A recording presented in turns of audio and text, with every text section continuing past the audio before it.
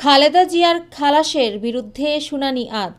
Zia charitable trust দুর্নীতি মামলায় BNP chairperson Begum Khaleda জিয়াকে হাইকোর্টের দেওয়া খালাসের রায়ের বিরুদ্ধে রাষ্ট্রপক্ষ ও দুর্নীতি দমন কমিশনের দুদক করা আবেদনের শুনানি আজ সোমবার ধার্য করা হয়েছে। রবিবার আপিল বিভাগের জ্যেষ্ঠ বিচারপতি মোহাম্মদ আশফাকুল ইসলামের নেতৃত্বাধীন ৩ বিচারপতির বেঞ্চ এদিন ধার্য করেন।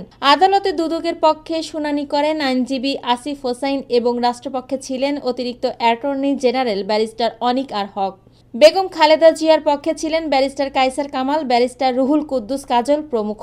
২০১০ সালের ৮ অগস্ট ঢাকার তেজগাঁও থানায় জিয়া চ্যারিটেবল ট্রাস্ট মামলাটি করে দুদক।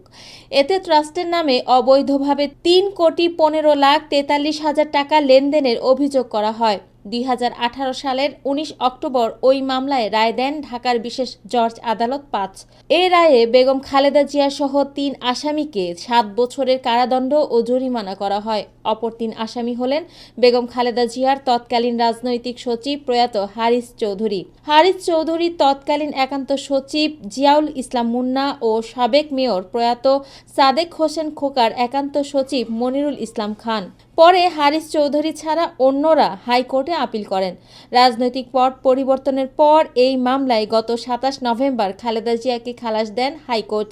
এরই ধারাবাহিকতায় ওই রায়ের বিরুদ্ধে সম্প্রতি আপিল দায়ের করে দুদক ও রাষ্ট্রপক্ষ।